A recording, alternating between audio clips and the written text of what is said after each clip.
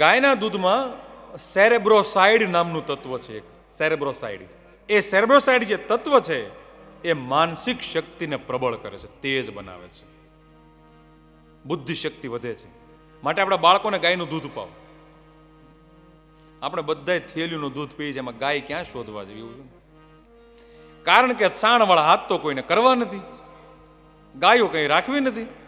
પણ જે રાખતા હોય ત્યાંથી દૂધ પીવાનો આગ્રહ રાખવો.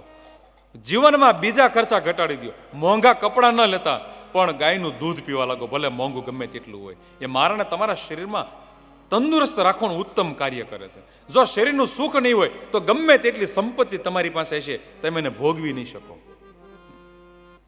1 લાખ રૂપિયાનો સોફો હશે ને તો તરત સૂઈ જવું પડશે, સોફામાં વ્યવસ્થિત બેસી નહીં શકો. પણ ગાયનું દૂધ માનવ શરીરને તંદુરસ્ત રાખે છે, ખૂબ તંદુરસ્ત રાખે છે. ગાયના દૂધની અંદર એન્ટીઓક્સિડન્ટ ગ્લુટાથિયોન નામનું બીજું તત્વ રહેલું છે. આ જે તત્વ છે એ કેન્સર જેવા ભયાનક કોષોને મારી નાખે છે. માટે જે વ્યક્તિને કેન્સર છે એ વ્યક્તિઓ ગાયનું દૂધ પીવા લાગો, કુદરતી રીતે એનો ઉપચાર થવા લાગશે.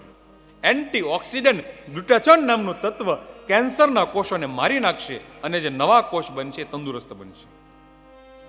ત્યાર પછી ગાયના દૂધમાં ઓમેગા-3 નામનું એક તત્વ જોવા મળ્યું. એ ઓમેગા-3 નામનું તત્વ માનવના જઠરમાં પાચન ક્રિયાને તેજ બનાવવાનું કામ કરે છે. કોઈ વ્યક્તિને જઠરમાં એસિડિટી થઈ જાય એ સમયે ગાયનું દૂધ ઠંડુ કરીને પી જાઓ, વિધિન 5 મિનિટની અંદર એસિડિટી ન્યુટ્રલ થઈ જશે, એસિડિટી મટી જશે. તો આ દૂધના અનેક ફાયદાઓ છે.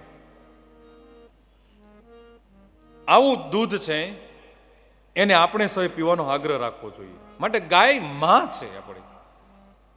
આપણે તો ઢોરમાં સમાવી દીધું. બિલ્વ છે ને એ પણ વૃક્ષ નથી.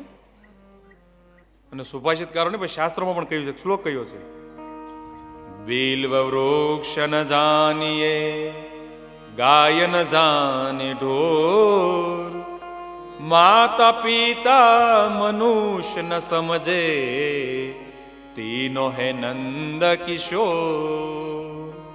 આ ત્રણે નંદ કિશોર છે. માટે પ્રેમ ભાવ ત્યાં રાખવો જોઈએ.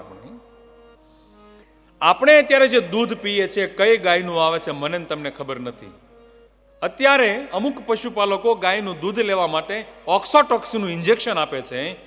ગાયને ઓક્સોટોક્સિનનું ઇન્જેક્શન આપવાથી ગાયના દૂધની જે નસો છે એ ઢીલી પડી જાય છે અને પરાણે દૂધ આવે છે. પરાણે દૂધ આવે એટલે દૂધમાં માતૃત્વ અને વાત્સલ્યના ગુણ ન આવે, વાત્સલ્ય પ્રગટ ન થાય.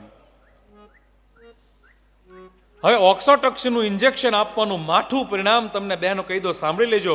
અત્યારે અપર લિપ ને લોઅર લિપનો જે પ્રશ્ન આવ્યો છે એ ઓક્સોટોક્સિનના દૂધને કારણે આવ્યો છે.